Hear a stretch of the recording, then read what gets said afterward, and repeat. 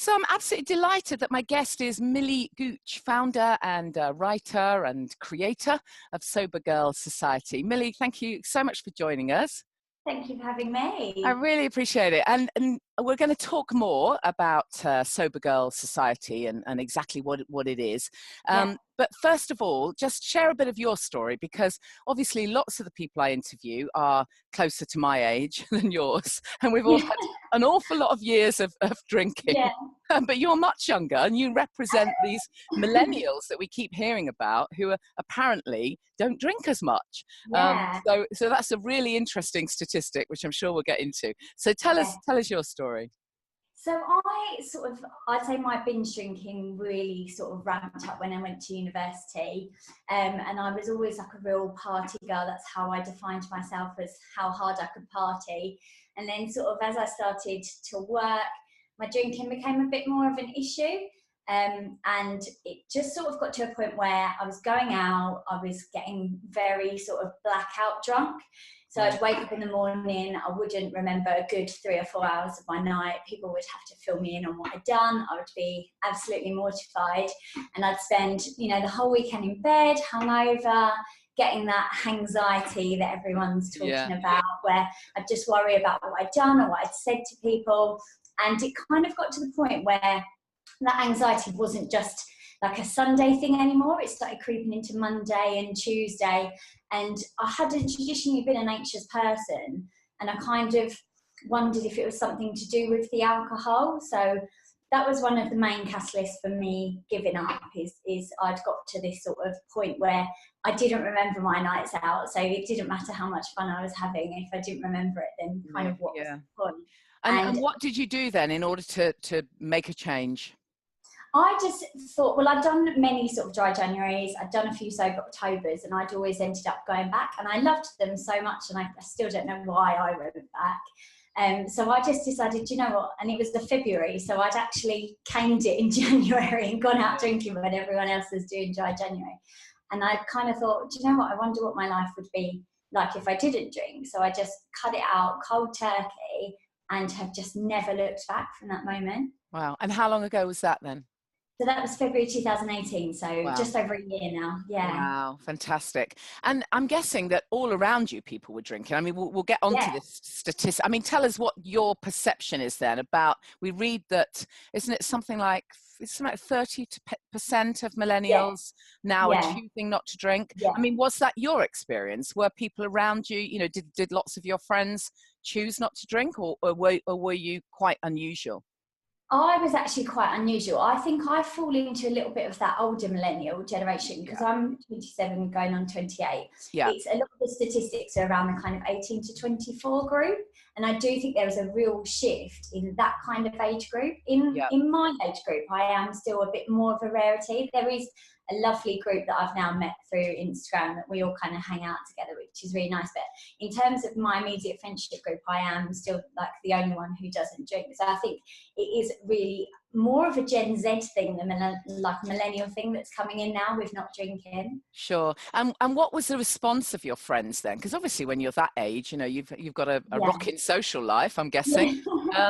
So how did you navigate that, at least to start with? What was it like having to tell people? Did you fib to start with and say that you were just, on the wagon for a while, or how did you navigate all of that? I think I always say my friends are so supportive, but when I first started, I think they all thought, not that I was joking, but I think everyone's done it. You've been so hungover, you said, oh, I'm never drinking again. So when I said to people, I'm never drinking again, they were like, yeah, okay, whatever, I'm sure you will. And then sort of as a few months went on, they were like, oh, she's actually serious about this. She's not going to drink again. So it's not that they weren't supportive in the beginning, but I don't think they thought that it was something that I would keep up. So I never lied from the start, but I found much more of a resistance at the start than I do now. And so what did you do in those early months? You said you just kind of went cold turkey. Did you put anything in place, any kind of tools as we now kind of think of them? Did you join any kind of communities? Did you sign up to anything that gave you support, to where you literally just kind of winging it on your own? I think I was winging it a little bit. I think this is one of the reasons that I started Sobergirlsociety, because when I first got sober, I looked on Instagram. That was my main thing, social media as a millennial. And I found sort of amazing communities. I found like really good sort of mum support networks, and I found like a lot of really great recovery communities, but I didn't really find anything that I sort of fully identified with as someone who was sort of young and was a party girl, didn't necessarily know what they were in terms of whether they could define themselves as an alcoholic or not. So that was my main thing to first of all look on social media. So that was the sort of basis, but I still didn't find anything I fully identified with. But in terms of sort of going out and things like that, I threw myself into it really, which I don't know, it worked for me. I'm not saying it would work for everyone, but I was so worried that it would stop my social life that I thought, right, the first thing to do is just rip the band-aid off. So kind of a week into my sobriety, I went on a friend's birthday and stayed out till 4 a.m. in Shoreditch. And I think because I threw myself in so heavy, I was like, oh, I can actually do this. And then I started. It can still be fun. You can still have fun. Yeah. So from the very beginning, I didn't let it change, because a couple of books I'd read kind of said, oh, you know, you're going to need to learn to adapt your life and your social habits. And I didn't really want to do that. I still wanted to like go out. I wanted to go to festivals. I wanted to go on holidays. And because all my friends were still drinking, I didn't want to miss out on that. And so I just, threw myself in at the deep end, still went to everything and just, I don't know, put myself right in it, I think. Yeah. So it all sounds really positive for you, which is great. Yeah. Were there any downsides at the beginning? I mean, certainly for me, I mean, obviously I'm a lot older than you, but I had a real kind of feeling of almost feeling quite raw at the beginning. I wasn't quite sure who I was for I had quite a rocky period where I was very emotional, you know, really short temper, just really emotional. God forbid anyone trying to live with me. Did a similar thing happen to you? Yeah, it did actually. I think at the sort of first few months, I was so excited about this new sober life. And I've spoke to other people about this as well who've had similar experience. And once that sort of initial thing dies down, sort of like, euphoria. oh my God, then you kind of like, oh, okay, this is me now actually. And everything from this day forward, I'm going to have to deal with organically. If I have a shit day at work, I'm going to have to not have a glass of wine or anything like that. And you do really learn who you are, what makes you tick. You have to find other hobbies and activities. And I would say you find like you had all this time, and I didn't really know what to do with all this time that I had. And at points I'd be overthinking just because I had all this time on my hands. So I kind of found things to fill that time with. Absolutely. And what about that anxiety then? Because, you know, you mentioned that those, apart from the blackouts, that kind of anxiety that seemed to seep into the week, not just the weekend. When did you start to feel better? When did you start to notice the positive changes, if you did? Because I'm always kind of conscious that you know, I don't want to kind of try and make out that by stopping drinking, you'll never have you never feel anxious again, because it isn't quite like that, is it? But I'd be interested to know what changes you noticed. I think initially from the off, the anxiety lessened straight away, because I wasn't in that cycle of like, you know, Friday, Saturday drinking, just about feeling better by Wednesday, Thursday, and then doing it all over again. So initially there was that sort of drop in anxiety.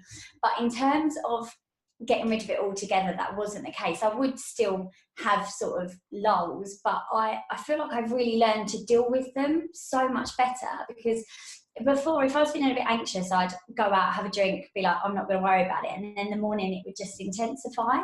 Whereas now, if anything ever like that comes up, and touch wood, since giving up drinking, it is much better.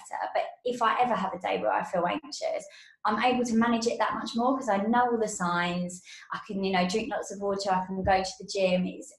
I've learned to cope with it in a way that it just works for me now, and drinking wasn't that way to cope with it. I don't think it should be the way for anyone to cope with anxiety. I've heard that quote before, that it's like drinking alcohol when you've got anxiety is like pouring gasoline on it basically, and making it worse. And I think that's exactly what I was doing, and now I've managed it to a point where it rarely affects my life. Yeah. And I'm guessing that for many people, they have to stop and recognize that the reason they were drinking was to sort of numb out Yeah. certain things. And Yeah. you do, unfortunately, those things don't just go away. Sometimes you just have to look at them square on, and that can be tough, of course. Yeah. So what would you recommend as, you know, I mean, I love talking about sort of self-care and the things that we can do. What kind of things worked for you? You know, you mentioned that you took yourself off to the gym or whatever. Yeah. What are the little things that you think really helped you in the early days?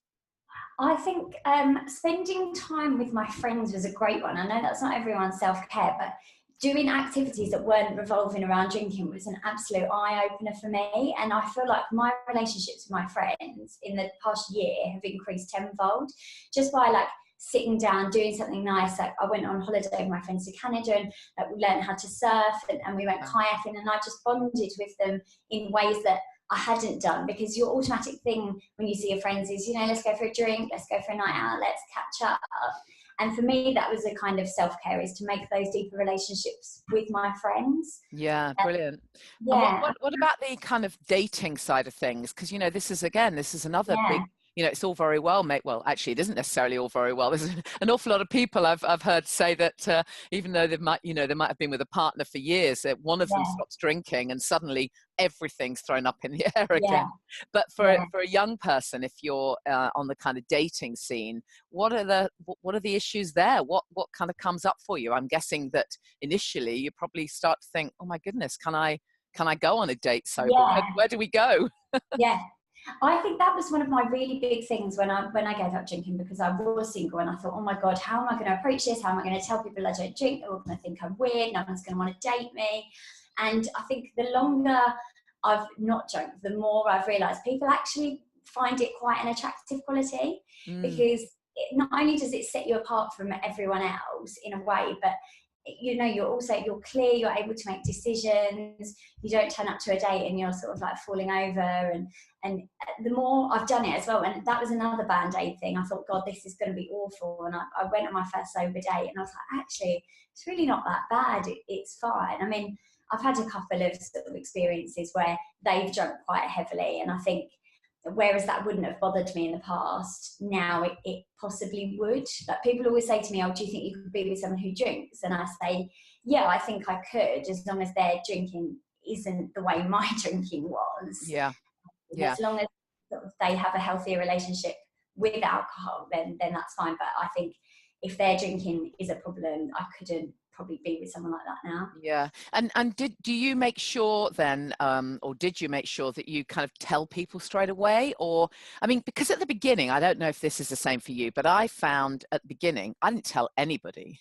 Yeah. I mean, it was just some massive secret. It's almost like shame. I've no idea whether I've discussed it on the podcast before, but this thing about shame is just bizarre. Why I should have felt shame, I don't know, but I did. So I didn't tell anyone for about a month and a half. It was, you know, highly amusing. My kids were sort of buying me bottles of wine for my birthday and stuff, you know, because they didn't realize I wasn't drinking.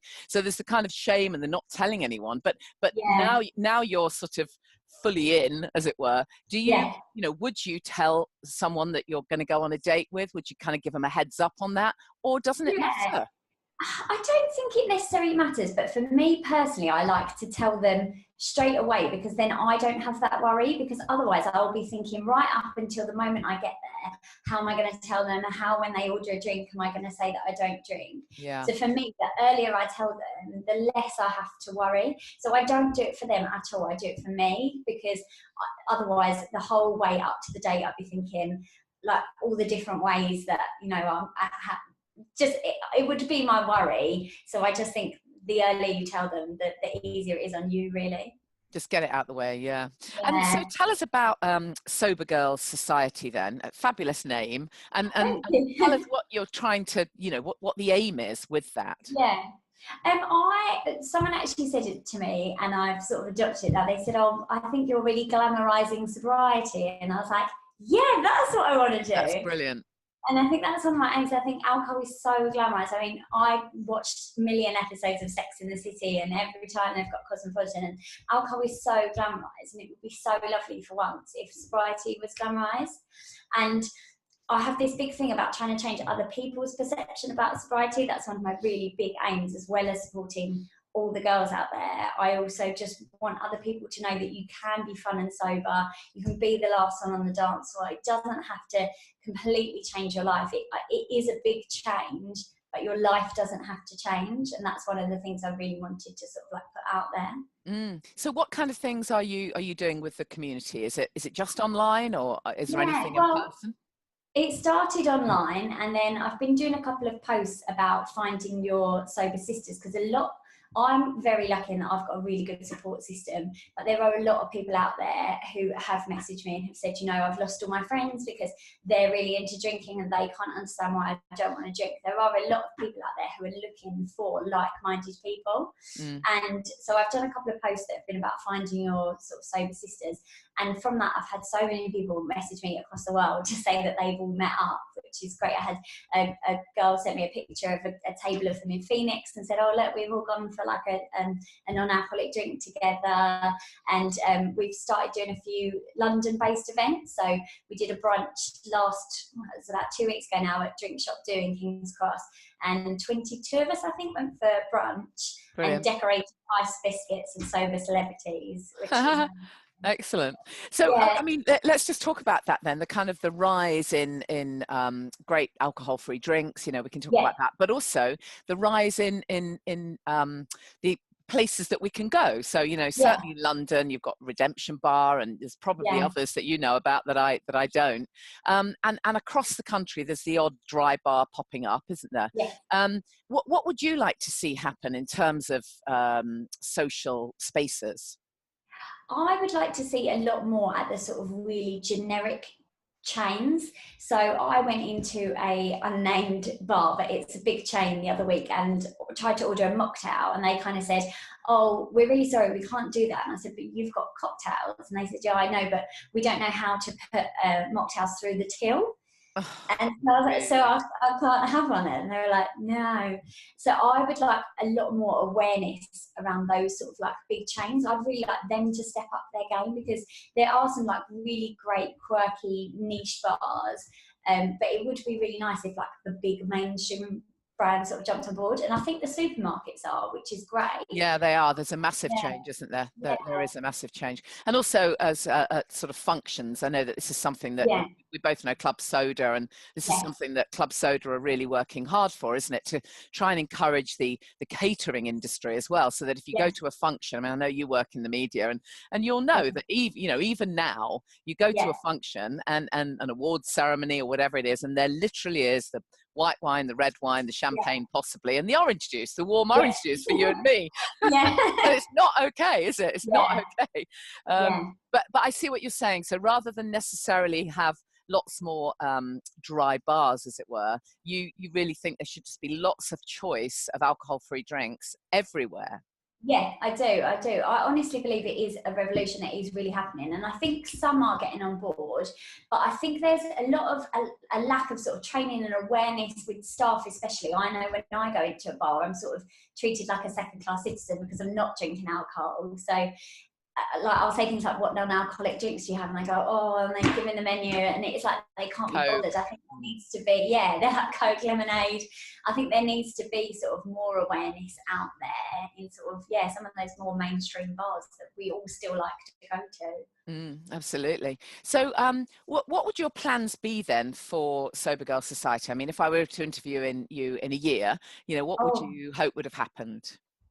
I would love to do a lot more events. I'd really love it to be like a community of sort of women-based that just want to get together, want to, talk about the best alcohol-free wine and things like that, and discuss, sober dating, just like a really lovely community. So events are like a really big focus for us at the moment, and we want to make them sort of really holistic events as well. So I know you talk a lot about self-care, so we want to do like, exercise classes or like pamper days. We don't just want them to be, mocktail classes or events that are based around not drinking. we want them to do like different classes and different things so that people can learn new skills. And when you've got all that extra time, yeah, you well, want to learn. it can often be the time, can't it, when you give up the booze, you often do start to actually care about your body again, and you care about your fitness, and you care about your health. And you know, that's kind of one of my real passions, is to try and encourage people, if they haven't before, you know, this is the time to look at your nutrition, and as well as, you know, as you say, filling your time. And maybe some people find a whole new purpose and a whole new job. It's amazing the things that crop up, isn't it, after? What's your take on drinking moderately? Was that ever an option for you? You know, we hear a lot about mindful drinking now, and people who choose to moderate. Personally, it doesn't work for me. If I have one, I'd want more. I just know that, and that's something that I've accepted it. And it was something that I didn't maybe accept for a long time, and I have tried to moderate, and I have said, oh, you know, I'm only going to go out tonight and just have 2. And for me, it doesn't work. But I think if it does work for you, great. I'm not, however people want to do their journey to sobriety or sober curiosity, I think that is totally up to them. I'm on my own journey, they're on theirs. If moderation works for them, brilliant, because moderation is better than binge drinking. So I think you have to do what works for you and what you're comfortable with. And I just personally don't have the willpower or even the desire anymore to moderately drink. It just isn't something that appeals to me at all anymore. But I think if it works for you, great. You have to do what's right for you, 100%. Yeah, I love the fact that you know, when you gave up, you kind of threw yourself straight in, because I think for me, this is one of the things I want to try and get across is something that I didn't realize. And that is, you know, as Catherine Gray puts it so beautiful in her title, you know, the unexpected joy of being sober. I genuinely had no idea that it was going to be, that life could be better. I had no idea. I didn't even know if I was going to be able to cope, let alone find that it's better. And I think people don't know, do they? People actually don't know that. In fact, at the beginning, most people give up because they probably know they have to. It's not as if it's not really a sort of lifestyle choice because they're thinking, wow, this is going to be fabulous. It's a case of, oh God, I can't carry on like this. I just can't. And what's on the other side feels like it's going to be really scary, really hard, really miserable. And yes, there can be a rocky road to get there, but once you are on the other side, it actually is better. Is that something you've found and something you're trying to share? Yeah, definitely. I tell people, you know, I don't push it on people, but I categorically say it is the best thing I've ever done with my life, and I would not change it for the world. And you're right, I think you do go through a bit of a rocky patch. I'd say after kind of like maybe like 7 or 8 months, I just absolutely settled into it, and I was like, this is my life now, and I'm going to run with it. And I think that was kind of the time when I started Sobergirlsociety, when I was like, I need to tell people how good sobriety is. Like, people need to know that you don't just have to be an alcoholic before you go sober or anything like that. I just think it is an amazing, even if you do it as a lifestyle choice, it's such a great thing. There are so many benefits from it. I'm richer, I'm thinner, my skin's nicer. Just even those sort of surface things, I think, are, you know, great incentives. Yeah, that was going to be my next question. What changes do you think you have seen in yourself, or what changes maybe have others seen in you? I mean, categorically happier. People say to me all the time, I've never seen you this happy. So even that is enough for me. But you know, I did lose weight, and I don't necessarily think that was from the calories of the drink, but it was, you know, the not saying, oh, I need to line my stomach, no 4 a.m. McDonald's, no being hungover in bed the next day.